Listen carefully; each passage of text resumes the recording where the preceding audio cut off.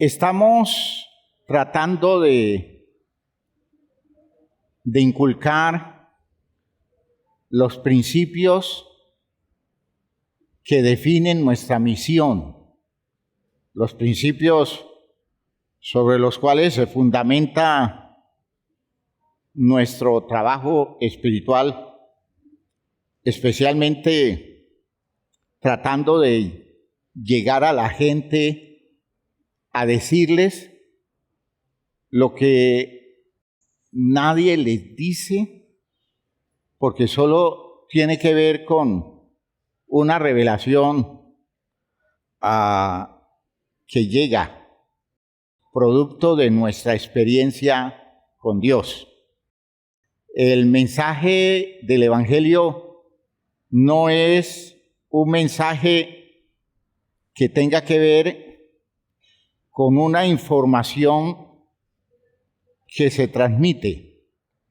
El verdadero sentido o la verdadera forma de entender la idea del mensaje del Evangelio es la capacidad que adquiere la Iglesia para transmitirle a otros a la vida de Dios que recibimos.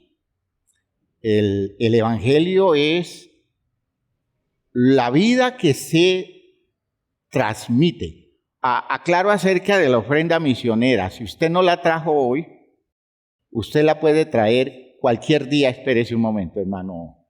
Cualquier día de culto, usted pide este sobre blanco y en este sobre usted deposita la ofrenda misionera cualquier día de culto de este mes de diciembre. De modo que si no la ha traído, tiene tiempo para traerla.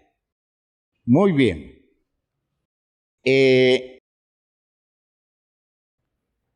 La Iglesia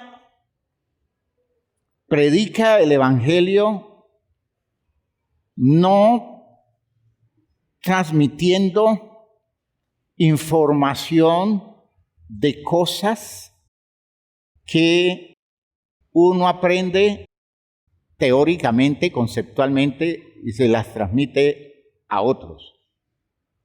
Lo que la Iglesia hace es, con todo eso que incluye los conceptos, es transmitir la vida de Dios que ha recibido, porque es una vida la que hemos recibido. La vida de Dios que ha recibido y mediante el vínculo, mediante la práctica relacional, el acercamiento a las personas necesitadas de la vida de Dios que somos todos los seres humanos. Y cuando yo no la tengo, necesito recibirla para descubrir que la vida de Dios en mí resuelve las necesidades que otra cosa no resuelve. ¿Ya? Ese contacto, ese vínculo, esa relación, esa amistad, todo aquello que tiene que ver con eso de acercarnos a impartir un conocimiento, y recuerden que en la Biblia conocimiento no es dar una información, sino transmitir una experiencia. ¿Ya? Conocimiento es experiencia, no hay conocimiento sin experiencia. Conceptualmente en el mundo eso se usa. A la gente le dicen la gente dice, yo conozco. ¿Y qué es lo que conoce? Yo conozco que la Biblia dice esto. Bueno, eso es información, eso no es conocimiento. Hay gente que se sabe la Biblia de pasta a pasta y no tiene conocimiento de Dios, es decir, todavía no conoce a Dios a través de la Biblia. El conocimiento es una cosa que solo llega en la medida en que nosotros vamos en la experiencia desarrollando esa sensibilidad para reinterpretar, reordenar todos los aspectos de nuestra existencia acorde con unas razones que son las que Dios nos da.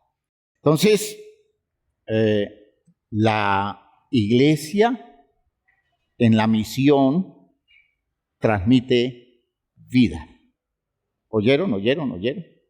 La iglesia en la misión transmite vida. Es una vida que va de un ser humano a otro ser humano, de una comunidad a los seres humanos con los cuales esa comunidad se relaciona. Hay una frase de la primera carta de Juan, primera carta de Juan,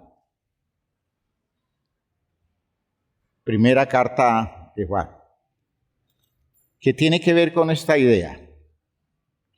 Primera carta de Juan.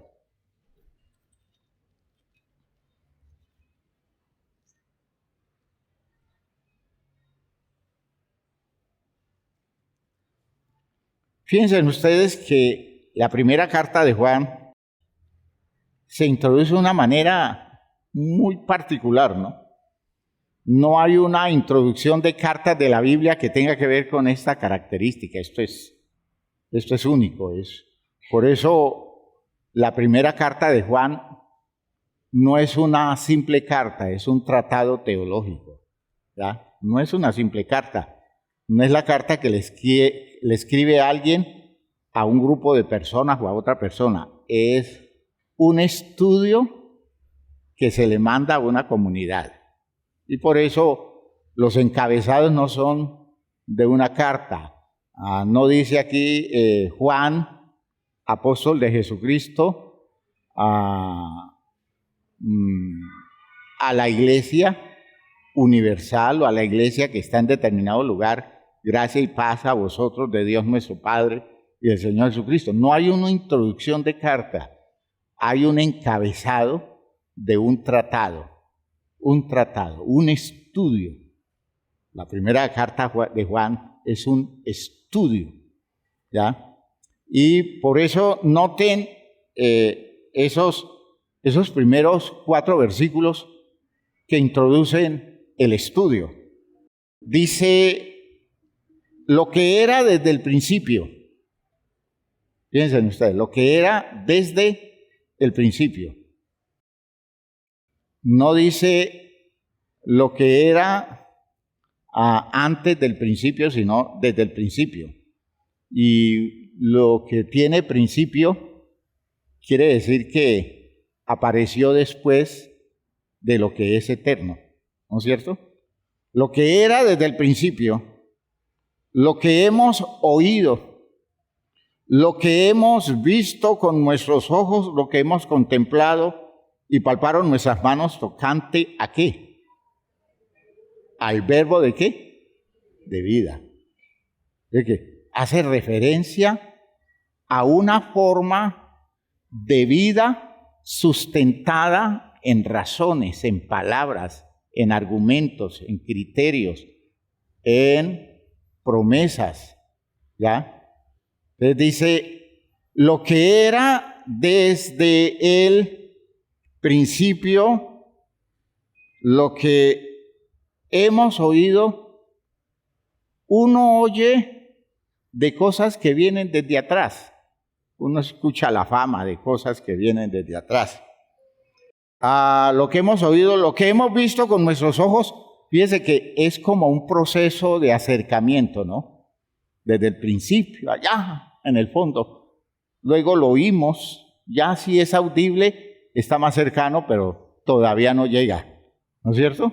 Lo que hemos oído, lo que hemos visto con nuestros ojos, eso ya está al alcance nuestro. Lo que hemos contemplado y palparon nuestras manos, ya lo tenemos pegado a nosotros, ya está frente a nosotros. Viene desde el principio, lo oímos, lo vimos y luego lo tocamos. Tocante al verbo de vida, y dice entre paréntesis, según Reina Valera, porque la vida fue manifestada. Fíjese que a esta vida que se está haciendo referencia no es la vida común biológica, no es la vida física, no es la vida de su cuerpo, no es la vida de su condición humana natural, la vida que termina con la muerte, que esa es la vida biológica nuestra. Nuestra condición biológica tiene una característica muy bien definida. ¿Y cuál es la característica de nuestra condición biológica? Que nos vamos a morir. Eso está definido. Está establecido para los hombres que mueran una vez. Nos vamos a morir. Tarde o temprano nos vamos a morir. Usted se va a morir. ¿Cuántos dicen amén? Eso sí. Usted se va a morir, yo no. Pero usted sí, usted se va a morir. Ya. La vida, dice, la vida fue manifestada. No es vida común. Es una vida distinta, especial, que se comunica con una relación directa con un alguien que la tiene. ¿Sí? Fíjense ustedes, está hablando de algo grandioso este texto, ¿verdad?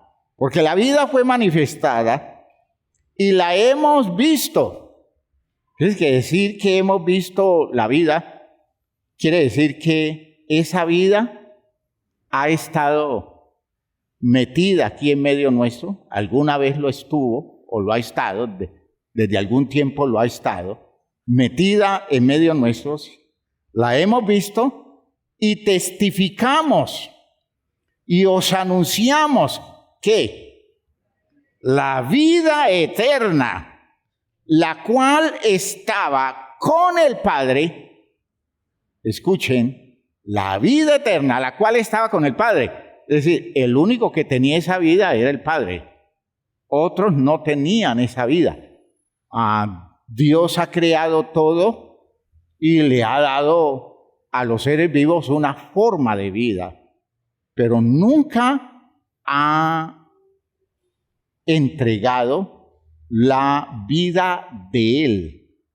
Las criaturas tienen vida porque Dios les dio una forma de vida. La vida que tienen los animales, la vida que tienen las plantas, la vida biológica que tenemos nosotros los seres humanos, ¿sí? Eso es una forma de vida. Pero esta otra vida estaba solo con el Padre. Dice que está refiriendo a una vida que estaba solo con el Padre. Una vida que nadie conocía, que nadie había experimentado. Una vida que con el tiempo el pueblo de Dios descubrió que era una promesa de Dios. Dios nos prometió su vida. No la vida biológica, que no es una promesa. La vida biológica es un derecho que tenemos, ya es una cosa de lo cual gozamos. Lo que es promesa es la vida de Dios. Aleluya. Y esa vida prometida estaba solo con el Padre. ¿Y qué dice el texto? Y se nos manifestó, es decir, se mostró evidente en nuestra vida social humana. Aquí apareció la vida de Dios, hermanos míos. Eso yo diría que si usted lo analiza de fondo, usted tendrá que decir que eso es un escándalo. ¿Ya? Eso es un escándalo. ¿Cómo es posible que la vida que solo estaba reservado para Dios y que estaba reservado para la dimensión en la que Dios existe, es exclusiva de Dios? Por debajo de Dios están todos los seres angelicales de su gloria, y en ese nivel de los seres angelicales de la gloria de Dios, hermanos míos, la vida de Dios no es entendida ni conocida, no es experimentada. Los ángeles tienen vida, pero no es la vida de Dios. ¿Me están oyendo? ¿Me están oyendo bien? En el cielo hay muchas formas de vida.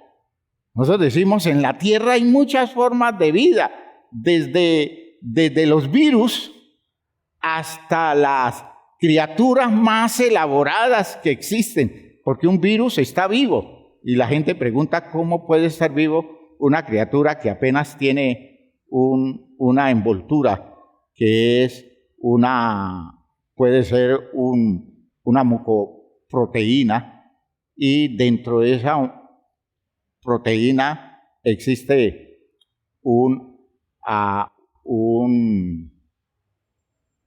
unos ácidos nucleicos, unas sustancias genéticas, y ya eso está vivo. Y como es tan elemental, los virus tienen que entrar al cuerpo suyo, meterse a sus células, y son tan atrevidos, porque son terribles, los virus son terribles. Cuando llegan a la célula suya, entonces ellos cogen y encañonan a toda la estructura de la célula y le dice, aquí no se mueva.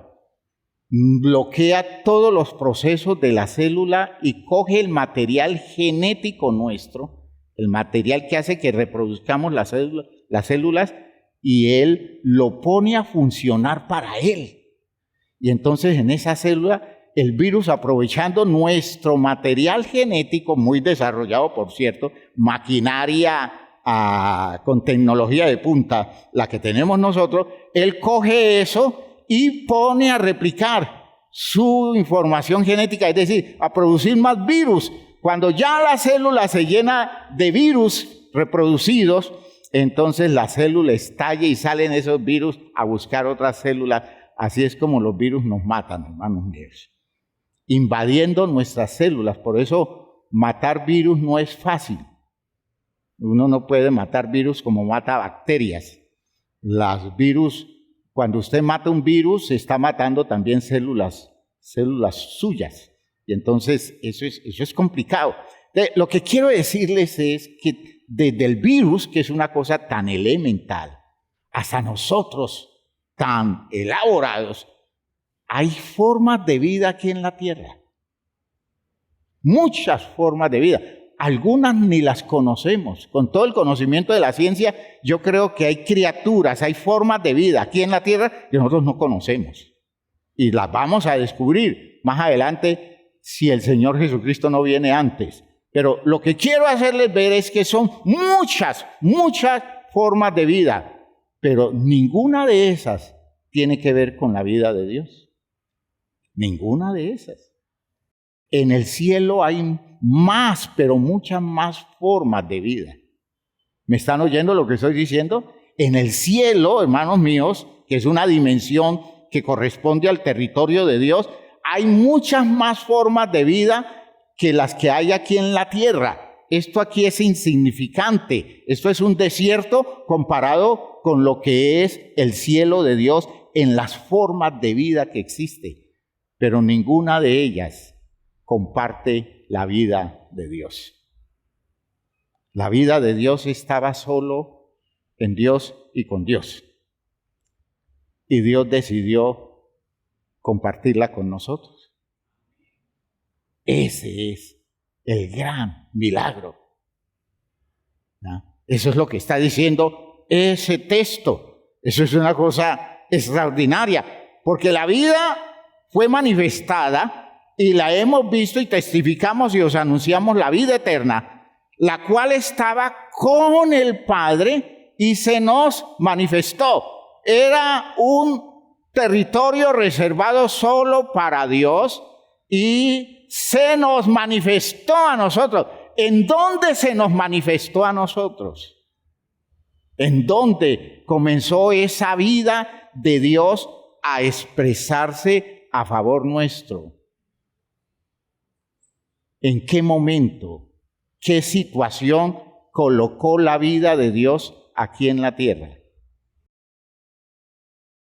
Voy a decirles, el momento en que la vida de Dios tomó territorio en la tierra, fue el momento en que Jesús resucitó de los muertos.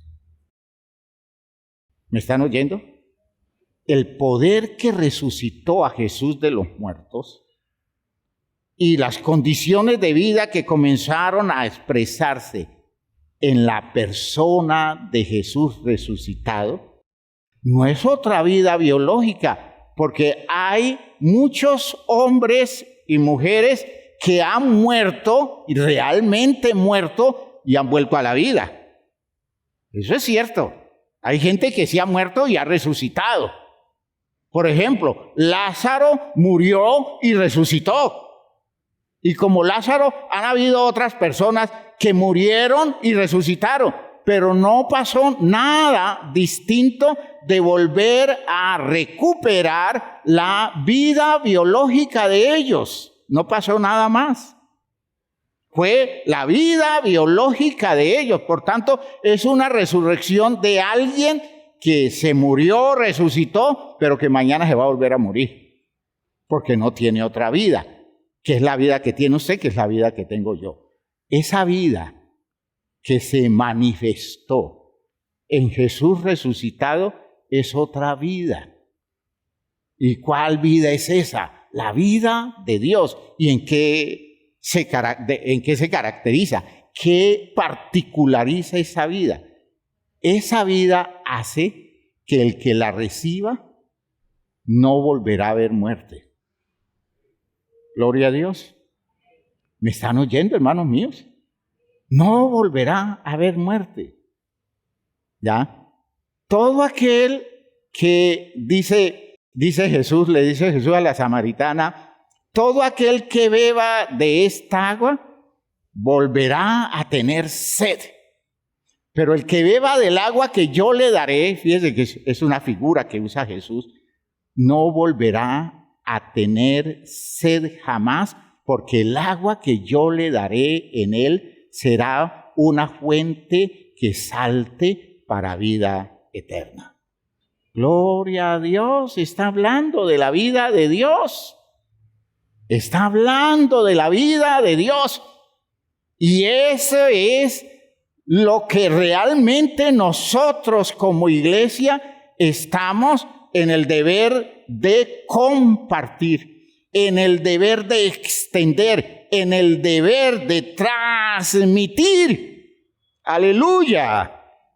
Ese contacto que nosotros hemos tenido con la iglesia y con Cristo a través de la iglesia nos ha aportado esa vida. Es una vida que a veces no la identificamos bien porque no es de sentires. La vida de sentires es la biológica. Usted siente aspectos de la vida biológica. Usted experimenta la sensibilidad de la vida biológica. De la vida de Dios usted no experimenta nada porque este cuerpo no tiene cómo experimentar la vida de Dios. Pero usted la recibe. Y lo único que nos vincula con esa realidad es nuestra fe. Es una vida que recibimos, aceptamos y experimentamos por la fe. Aleluya. Pero es real. Hermano, es real.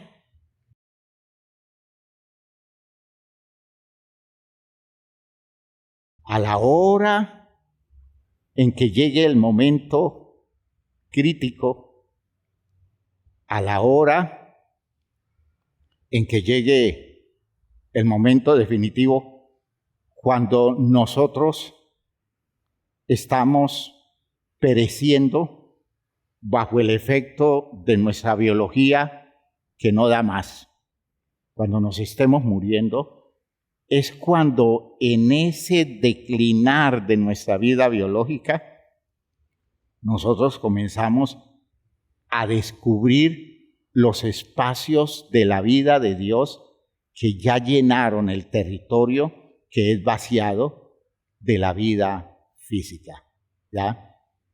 Porque, hermanos míos,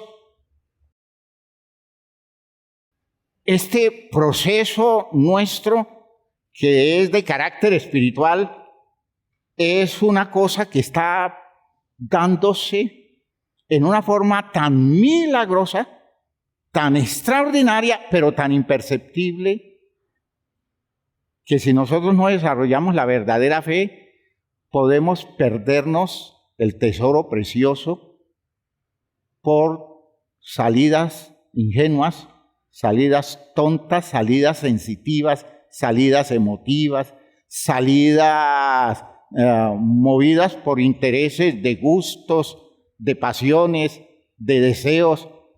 La Biblia manifiesta la particularidad de las grandes pérdidas de las cosas trascendentales que las personas no saben interpretar porque están tocados por su sensibilidad física. La Biblia habla de Esaú, que despreció el derecho de primogenitura porque no lo encontró valioso, porque estaba tocado por su necesidad de comida. Tenía hambre y estaba viendo a Jacob guisar unas lentejas especiales. No sé qué le echaría, pero se veían rojas las lentejas. Debió ser un guiso especial. Los estoy tocando en la sensibilidad del hambre de ustedes. Lentejas con chicharrones.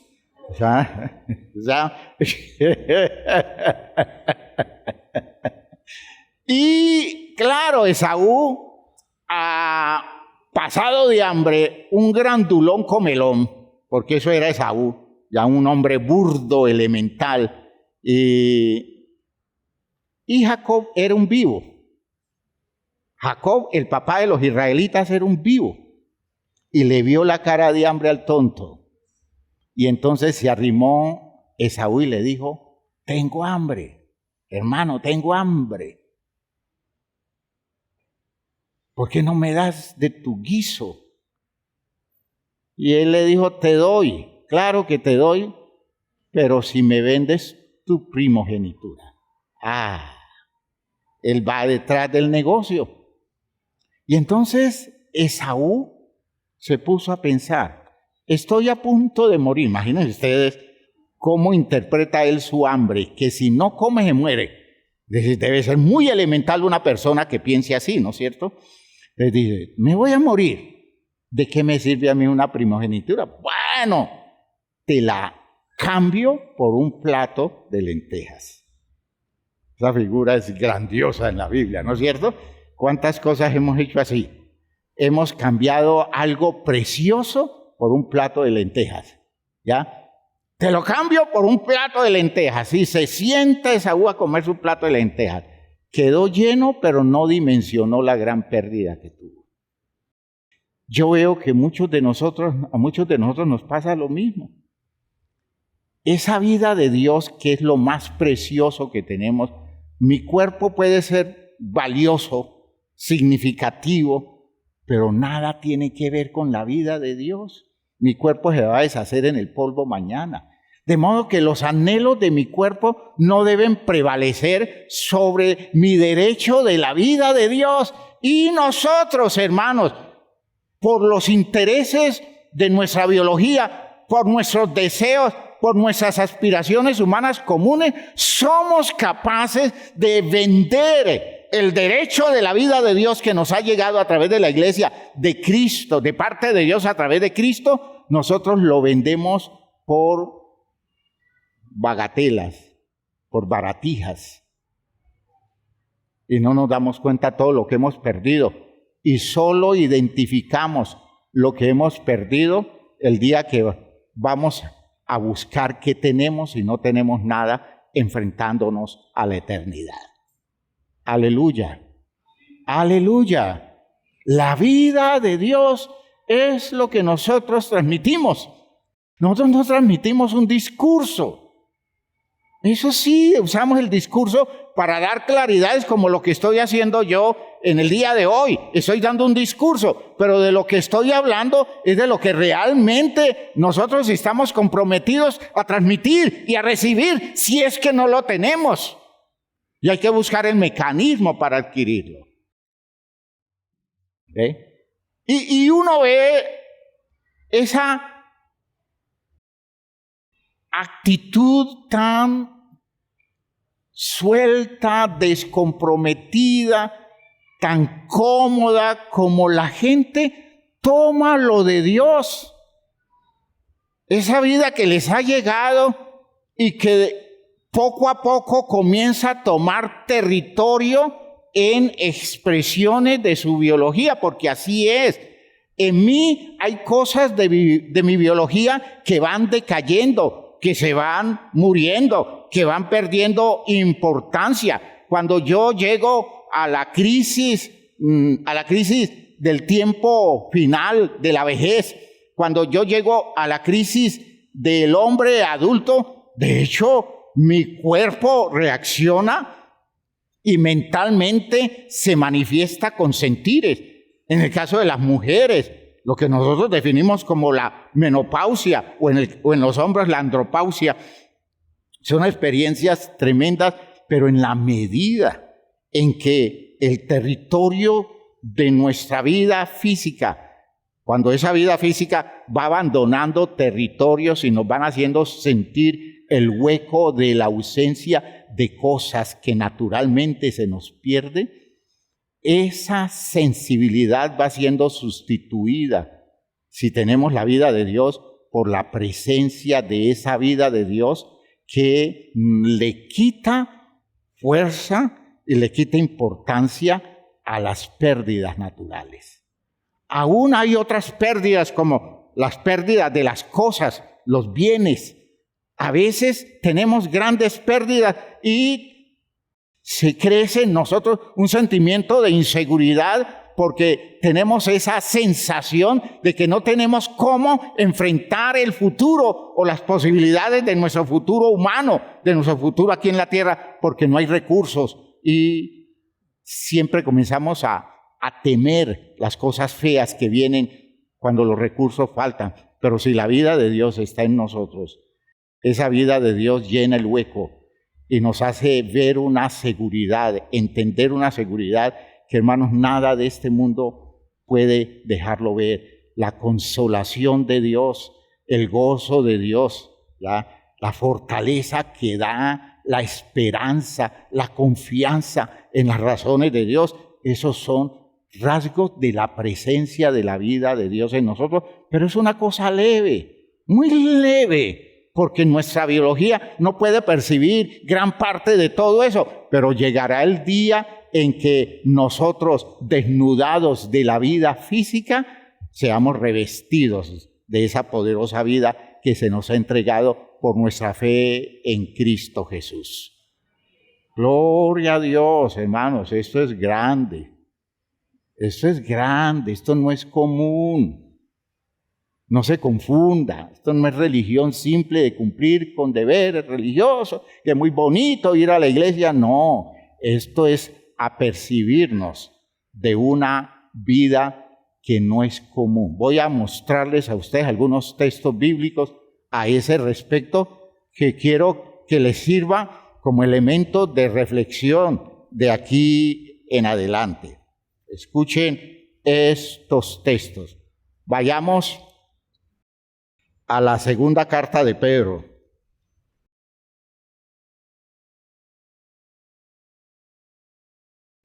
Segunda carta de Pedro, capítulo 1. Segunda carta de Pedro, capítulo 1. Mire que está hablando de lo mismo desde otra perspectiva. Versículo 3. Segunda carta de Pedro 1:3. Como todas las cosas que pertenecen a la vida, oigan, a la vida y a la piedad, es decir, a la forma de vivir santamente, como Dios manda, nos han sido dadas por su divino poder, mediante el conocimiento de aquel que nos llamó por su gloria y excelencia. ¿Quién es aquel que nos llamó por su gloria y excelencia? ¿Quién es? Dios. Dios. Conocemos a Dios. Experiencia de Dios. Recuerden, conocimiento es experiencia, no es información. Mediante el conocimiento de aquel que nos llamó por su gloria y excelencia, por medio de las cuales nos ha dado preciosas y grandísimas promesas. ¿Por qué son promesas? Porque todavía no las podemos experimentar, aunque las recibimos por la fe. Nos ha dado grandísimas, preciosas y grandísimas promesas para que por ellas llegaseis ¿a qué? ¿A ser qué? ¿Participantes de qué? De la naturaleza divina, habiendo huido ¿de qué? De la corrupción que hay en el mundo. ¿Qué es lo que le espera a nuestra biología o a nuestra condición humana con el paso del tiempo? La decadencia. ¿Y cómo se llama esa decadencia que termina en el polvo? Corrupción. Se corrompe, es decir, se va descomponiendo. Su cuerpo hace tiempo comenzó a descomponerse. ¿Usted sabía eso? Hace bastante tiempo comenzó a descomponerse. Todavía no huele mal, no se preocupe. Pero ese cuerpo ya está en decadencia y va a llegar un día en que hasta allí llega y la corrupción es la meta final. Entonces dice, por medio de las cuales nos ha dado preciosas y grandísimas promesas para que por ellas llegaseis a ser participantes de la naturaleza divina, habiendo huido de la corrupción que hay en el mundo a causa de las concupiscencias, es decir, de las inclinaciones afectadas por la necesidad física que nunca pueden resolverse suficientemente. Usted puede comer y quedar lleno ahora y a las 2 horas ya usted tiene hambre. ¿No es cierto? Y si yo hablo de los muchachos de la iglesia, no necesitan 2 horas. Apenas a la media hora ya están diciendo, no hay más. ¿No es cierto? ¿Por qué? Porque esa es la característica. Las necesidades nunca se resuelven.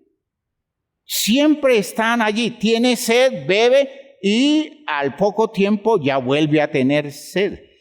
Todo es así. Todo es así. Hasta que llega un momento en que no hay cómo resolver la necesidad. Y entonces necesitamos que vaya apareciendo otra forma de ser, de actuar, otro recurso, otro poder, y el poder es la vida de Dios. Veamos segunda a los Corintios,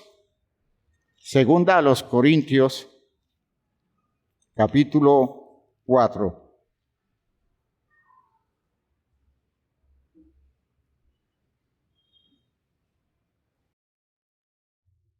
Versículo 16.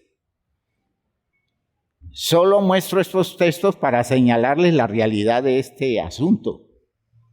Hermanos, nos estamos jugando el derecho a la vida de Dios, el derecho a la vida de Dios, cosas las cuales anhelan mirar los ángeles.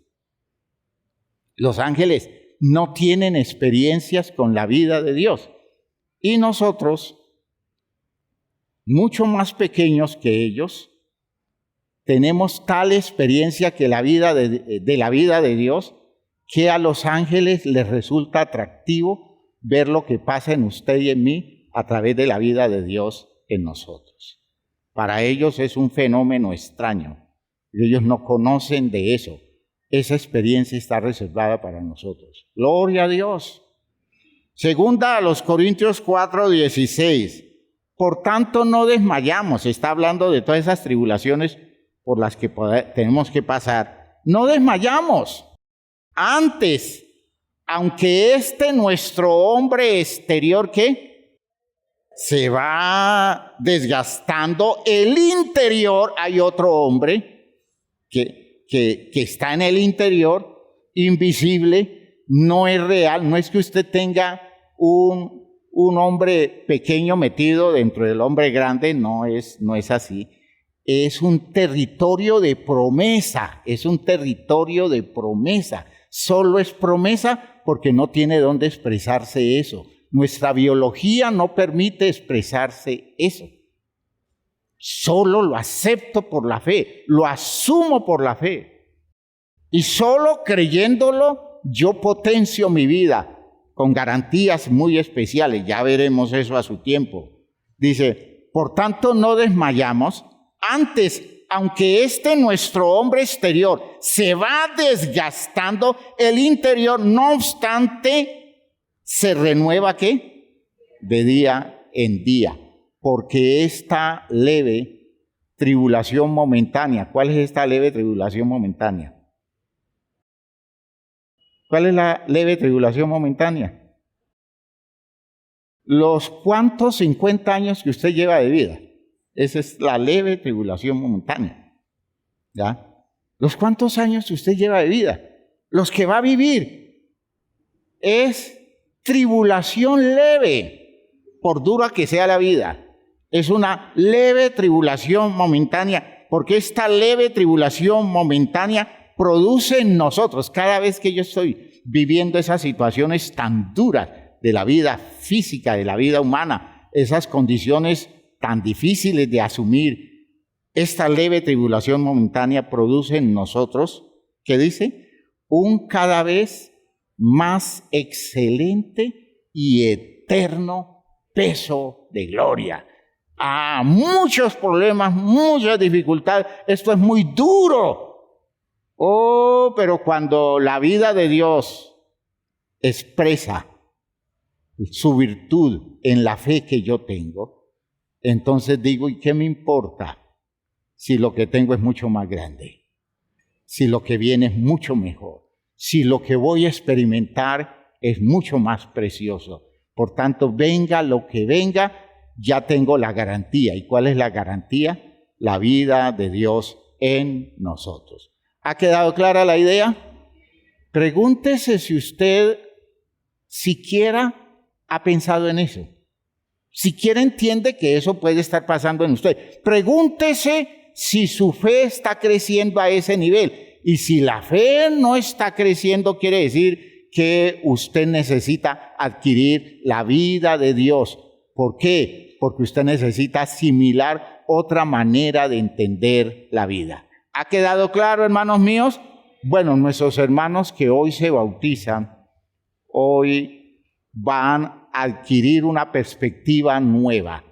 Yo les voy a decir antes de bautizar a cada uno, son mis palabras, ¿ya?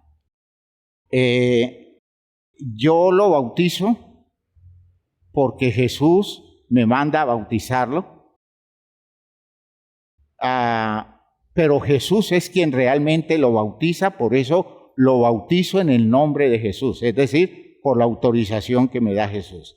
Y vamos a orar, yo le digo, para pedirle a Dios que al levantarse usted del agua, el poder de su vida, el poder de su espíritu, lo fortalezca y lo vaya llenando de razones nuevas, para que la vida de él crezca, de modo que usted con este bautismo adquiera recursos hasta la vida eterna. ¿Ve? Así después lo sumerjo en el agua y lo levanto del agua y él va a entender o ella va a entender que comienza una vida nueva. Gloria a Dios. ¿Lo asimilan ustedes? ¿Los que se van a bautizar lo asimilan así? Amén, amén. Ahora pueden venir a alistarse para el bautismo. Vamos a orar. Pónganse de pie. Vamos a orar.